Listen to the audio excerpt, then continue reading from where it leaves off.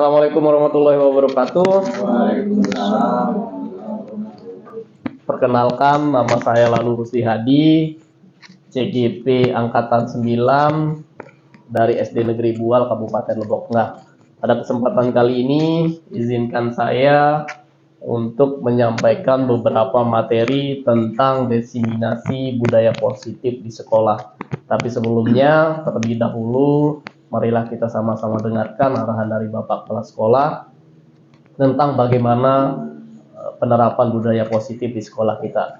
Kepada Bapak Kepala Sekolah, kami persilakan. Bismillahirrahmanirrahim. Assalamualaikum warahmatullahi wabarakatuh. Alhamdulillah Rabbil Alamin. Assalatu wassalamu ala asrafil anbiya wal mursalin wa ala alihim wa sahbihim ajmain, amma ba'du.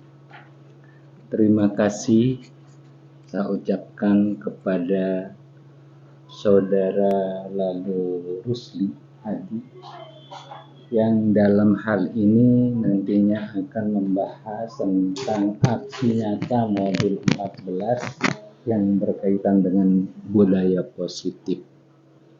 Namun sebelumnya, budaya positif itu merupakan salah satu menjadi program utama yang akan kita, dan mudah-mudahan itu bisa terlaksana di sekolah kita, yang artinya bahwa budaya positif itu merupakan kebiasaan yang akan kita laksanakan nantinya dalam kehidupan kita sehari-hari, baik di sekolah ataupun kehidupan kita di tengah-tengah keluarga dan masyarakat. Namun kalau yang ada hal kaitannya dengan di sekolah, penerapan budaya positif itu sangat kita harapkan bentuknya merupakan kesepakatan kita bersama dengan peserta didik, dengan pendidik, sehingga bisa kita terapkan, tidak hanya merupakan keinginan-keinginan yang hanya berasal dari pendidik saja, melainkan apa yang akan kita terapkan untuk kemajuan kita bersama, kaitannya dengan hal-hal yang positif di sekolah itu merupakan kesepakatan bersama antara peserta didik dan pendidik. Mungkin untuk selanjutnya nanti kaitannya lebih jelas, penerapan atau sasaran dari pelaksanaan budaya positif ini akan dilanjutkan oleh Saudara Lalu Rusli Hadi selaku calon guru penggerak angkatan ke-9. Kepada beliau saya persilahkan.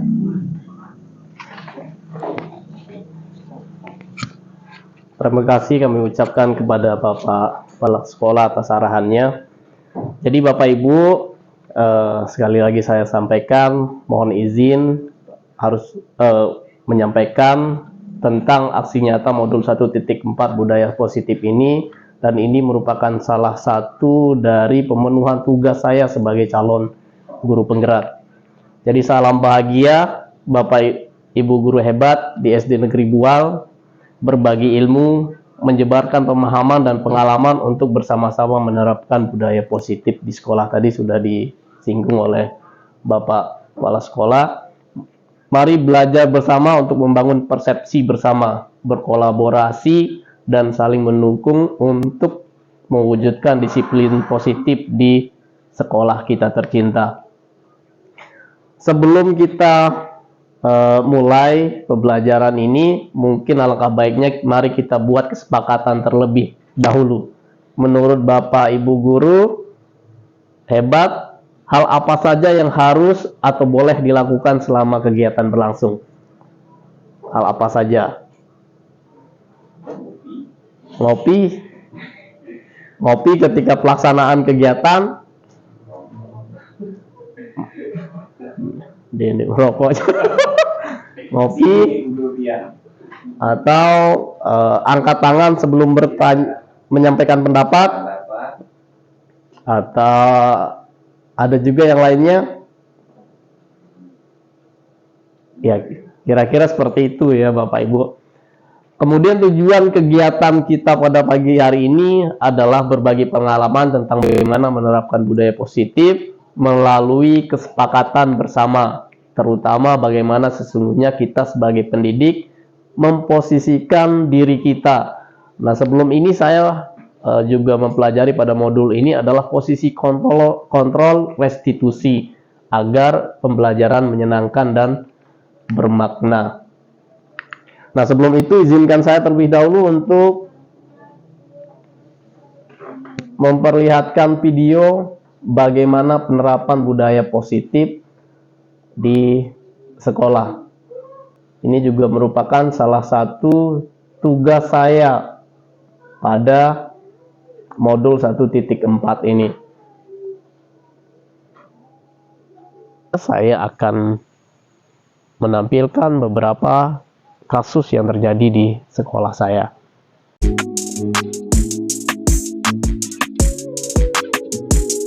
Selamat pagi, Pak. Selamat pagi, Olivia. Kamu tahu kenapa Pak Guru panggil ke sini? Mungkin berkaitan dengan tugas, Pak. Ya, benar. Tapi kamu masuk kan kemarin? Ya, Pak, saya masuk, tetapi saya tidak mengumpulkan tugas.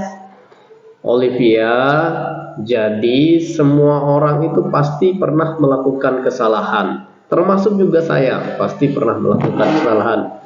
Namun, setiap tindakan kita itu pasti ada alasannya. Kira-kira mengapa kamu tidak mengumpulkan tugas? Saya capek dan mengantuk, Pak. Soalnya malamnya scroll TikTok sampai jam 12 malam. Akhirnya saat pelajaran jadi ngantuk. Kamu pasti ingat dengan keyakinan kelas. Masih, Pak. Kalau masih ingat, kira-kira kamu lakukan itu sudah sesuai dengan keyakinan kelas atau tidak? Belum, Pak. Keyakinan kelas yang mana? Selalu bertanggung jawab, Pak. Nah, ternyata kamu tahu. Lalu, apakah kamu punya solusi untuk masalah ini? Ya, Pak. Pertama, saya minta maaf karena tidak mengumpulkan tugas. Kedua, saya tidak akan tidur malam lagi. Dan yang ketiga, saya akan mengerjakan tugas dari Pak Rusli dan akan saya kumpulkan besok.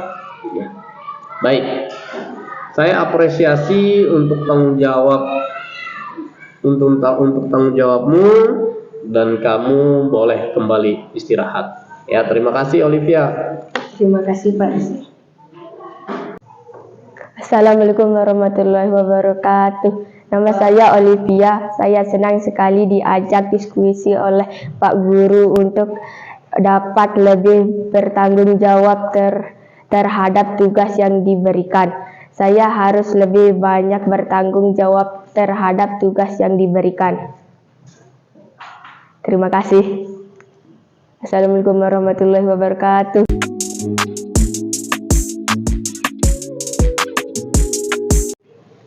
Arman, Kamis kemarin Pak Guru dengar kamu tidak ikut ekstra pramuka ya? Ya, Pak, maaf, soalnya saya terburu-buru pulang karena diajak piknik oleh ayah ke Bali. Wah, pasti itu sangat menyenangkan ya. Saya juga pasti senang jika diajak piknik. Namun, apa yang kamu lakukan sudah sesuai aturan sekolah atau tidak? Tidak, Pak, karena saya tidak mengikuti ekstra pramuka tanpa izin. Kamu masih ingat dengan keyakinan kelas? Kira-kira apa keyakinan yang belum kamu terapkan? Tertib mengikuti kegiatan sekolah, Pak. Nah, kira-kira apa yang bisa kamu lakukan agar kamu bisa menerapkan apa yang sudah kamu yakini? Saya bisa minta izin ke pembina pramuka, Pak. Mungkin ada yang lain? Saya mengikuti ekstra pramuka baru ikut ajakan ayah, Pak. Nah, berarti kamu sudah paham bahwa kita harus tertib aturan sekolah ya? Ya, Pak. Ya, Pak, insya Allah saya bisa lebih tertib lagi, Pak. Ya. Baik, kalau begitu kamu boleh kembali lagi ke kelas. Terima kasih ya. Assalamualaikum warahmatullahi wabarakatuh. Nama saya Arman. Saya senang sekali diajak diskusi oleh Pak Guru. Saya harus lebih tertib lagi untuk mengikuti aturan sekolah, terutama saat mengikuti ekstrakurikuler sekolah. Terima kasih. Assalamualaikum warahmatullahi wabarakatuh. Ya, jadi begitu Bapak Ibu contoh dari penerapan segitiga restitusi yang pernah saya praktikkan dalam bentuk video. Bila kita ingin membuat kemajuan perlahan, sedikit-sedikit ubahlah sikap atau perilaku kita. Namun bila kita ingin memperbaiki cara-cara utama kita, maka kita perlu mengubah kerangka acuan kita. Berikutnya adalah saya ingin bertanya ke Bapak Ibu, apa yang membuat Bapak Ibu mengikuti kegiatan sharing pada pagi hari ini?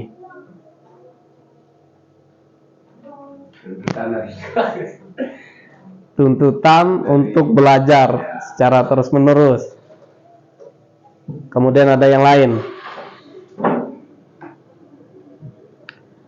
Keempat ini adalah merupakan bagian dari keinginan kita untuk terus belajar, Bapak Ibu guru.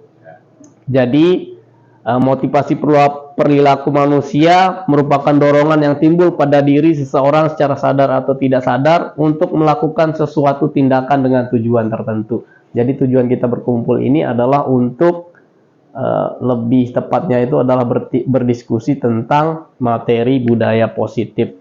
Ini juga teori motivasi perilaku manusia untuk menghindari ketidaknyamanan atau hukuman apa yang akan terjadi apabila saya tidak melakukannya. Tentu ini sering terjadi dengan kita di sini. Pak Guru Kepala Sekolah juga sering menyampaikan bahwa yang dibutuhkan di sini adalah motivasi internal, di mana yang keluar dari diri kita sendiri. Untuk menghargai diri sendiri, saya akan menjadi orang yang seperti apa bila saya melakukannya. Termasuk yang sering disampaikan oleh Bapak Kepala Sekolah, tanpa Kepala Sekolah pun sebenarnya jika kita menghargai diri kita sendiri, kita akan tetap melakukan proses pembelajaran di kelas. Begitu kira-kira. Nah, apakah makna disiplin? Makna disiplin itu berasal dari bahasa Latin yang artinya adalah belajar. Kalau kita sendiri mungkin masih menganggap bahwa penerapan disiplin itu adalah dengan cara menghukum. Betul atau tidak, Pari? Menghukum. Ya. Padahal secara tidak langsung kalau berdasarkan teori motivasi perilaku manusia ini, disiplin itu adalah untuk menghargai diri sendiri. Motivasi internal, tujuan dari disiplin positif. Dan itu hanya bisa dilakukan apabila peserta didik atau murid kita itu sudah motivasinya keluar dari dirinya sendiri. Itu yang harus kita cari, Bapak Ibu. Namun dalam budaya kita, makna kata disiplin telah berubah menjadi sesuatu yang dilakukan seseorang pada orang lain untuk mendapatkan kepatuhan. Kecenderungan umum adalah menghubungkan kata disiplin dengan ketidaknyamanan, bukan dengan apa yang kita hargai atau pencapaian suatu tujuan mulia. Jadi begitu biasanya kita menghukum untuk untuk mencapai kepatuhan ini. Ya Pak Arya, dalam menjalankan peraturan ataupun keyakinan kelas atau sekolah, bila mana ada suatu pelanggaran tentunya sesuatu harus terjadi. Untuk itu kita perlu meninjau ulang tindakan penegakan peraturan atau keyakinan kelas atau sekolah kita selama ini. Tindakan terhadap suatu pelanggaran pada umumnya berbentuk hukuman atau konsekuensi. Jadi, ada perbedaan antara hukuman dan konsekuensi ini, Bapak Ibu Guru. Mungkin kita semua sering ketika peserta didik melakukan pelanggaran atau kemarin tidak masuk, tiba-tiba kita langsung memberikannya hukuman. Nah, padahal sebelumnya belum ada peraturan yang mengikat tentang hal itu. Itulah yang dinamakan dengan hukuman. Jika konsekuensi, Kalau konsekuensi itu adalah kita mencapai kesepakatan terlebih dahulu. Jika melanggar, barulah akan diberikan sanksi. Itu namanya konsekuensi. Kalau hukuman, ini yang akan menyebabkan anak peserta murid kita apabila kita langsung memberikan hukuman akan menjadi dendam. Ingat, mungkin selama-lamanya dia akan tetap ingat. Tapi tergantung lagi, jika muncul motivasi intrinsik dalam dirinya bahwa tujuan dari hukuman itu baik, maka dengan sadar dia akan mengatakan bahwa tujuannya adalah positif. Jadi begitu Bapak Ibu. Hukuman atau konsekuensi. Menurut Bapak Ibu, jika Bapak Ibu memberikan 100 kali, mencatat 100 kali di dalam buku dengan kalimat saya tidak akan terlambat lagi. Seandainya ada murid kita yang terlambat, kita memintanya untuk menulis karena terlambat ke sekolah. Ini merupakan hukuman atau konsekuensi Bapak Ibu menurut Bapak Ibu? Hukuman atau konsekuensi? Hukuman. Hukuman. Lari mengelilingi lapangan basket 2 kali karena terlambat hadir di sekolah, atau kita rubah kalimatnya dengan tidak mengerjakan tugas, itu hukuman atau konsekuensi? Selama ini sih hukuman. Hukuman. Ya, selama ini. Hukuman. Oke. Membersihkan coretan yang dibuat di meja, hukuman atau konsekuensi?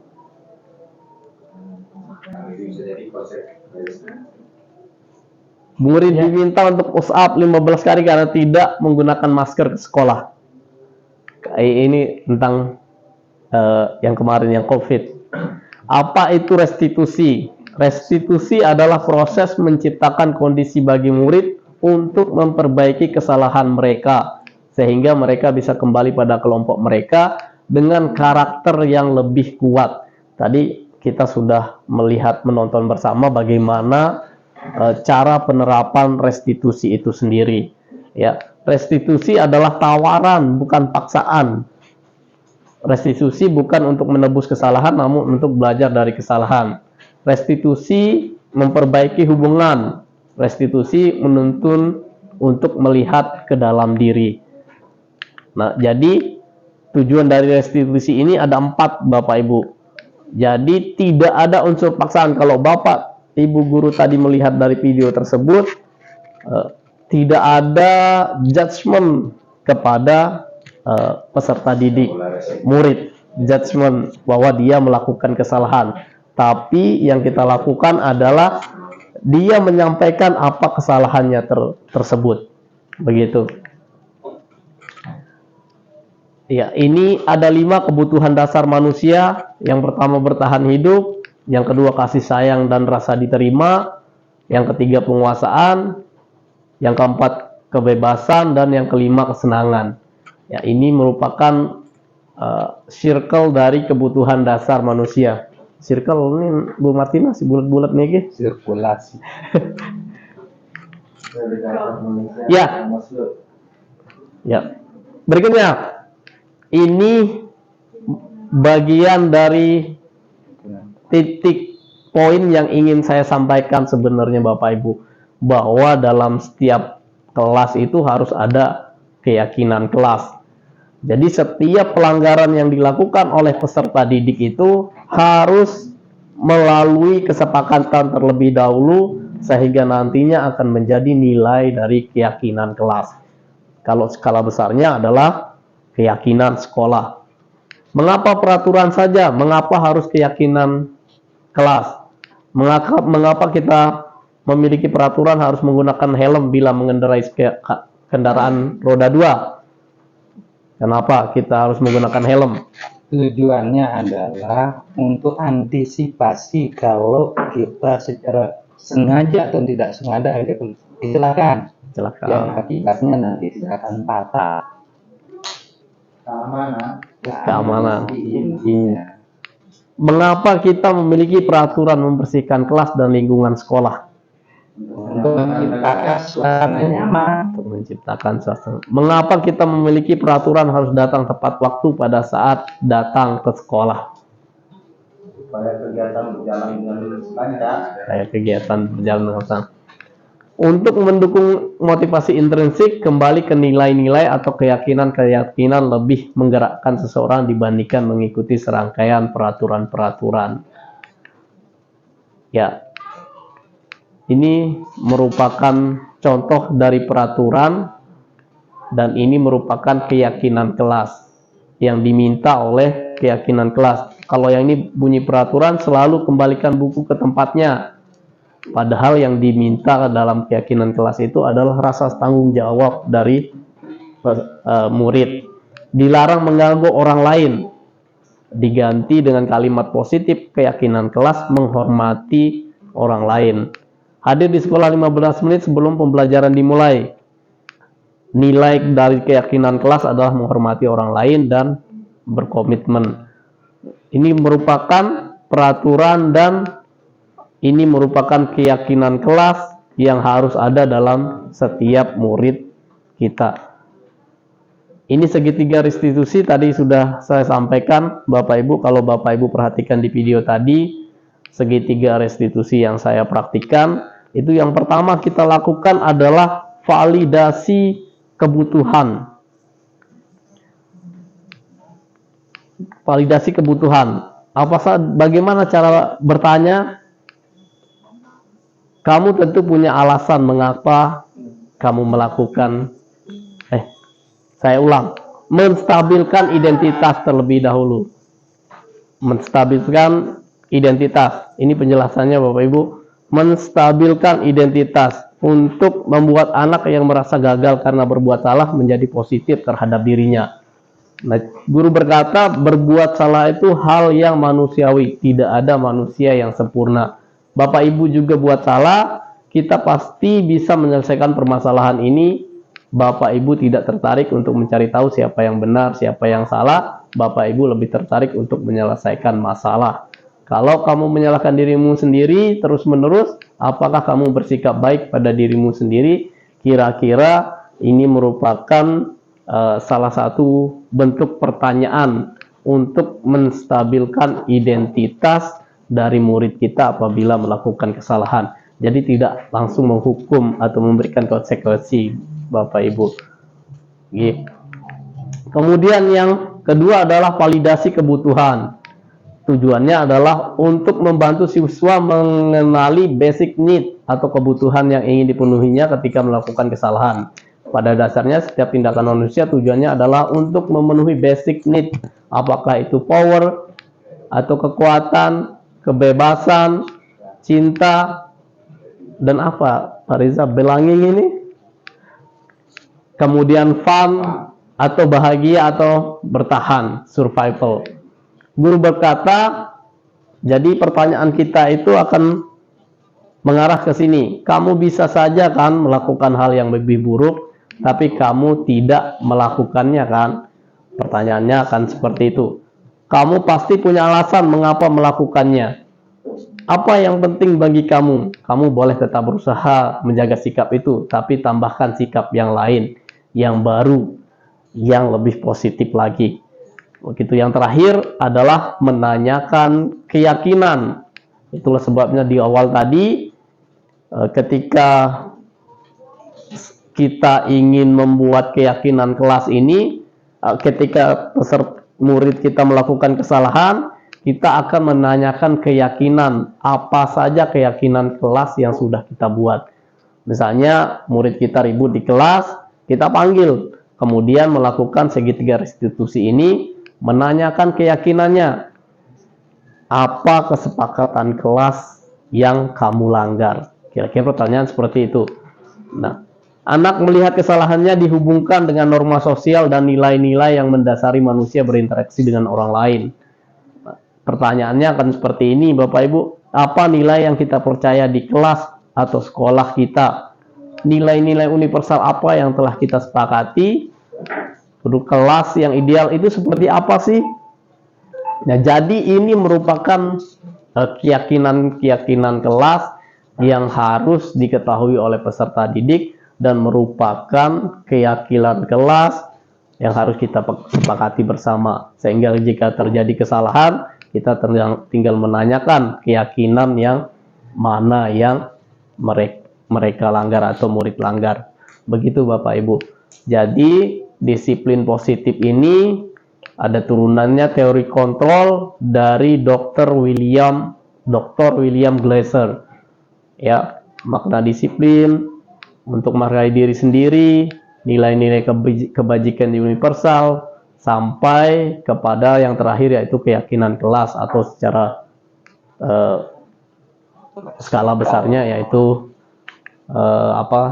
sekolah ya. Nah Bapak Ibu, mungkin sebelum saya tutup kita berefleksi dulu dari apa yang sudah saya sampaikan. Menurut Bapak Ibu, hal baru apa yang merubah paradigma saya yang saya dapatkan? Tentang motivasi eksternal dan internal. Motivasi eksternal dan internal. Perasaan apa yang muncul selama mengikuti sesi ini, khususnya mengenai makna disiplin dan motivasi intrinsik? Sangat mengembangkan diri bagi anak-anak dan bagaimana guru memahami terkait tentang pemberian motivasi intrinsik bagi anak ini. Oh iya, baik. Terima kasih. Mungkin ini saja yang dapat saya sampaikan Bapak Ibu. Terima kasih atas atensinya. Sebelum saya tutup, mungkin ada yang mau bertanya. Cukup. Ya, kalau begitu saya tutup. Terima kasih. Assalamualaikum warahmatullahi wabarakatuh. Waalaikumsalam. Ayo.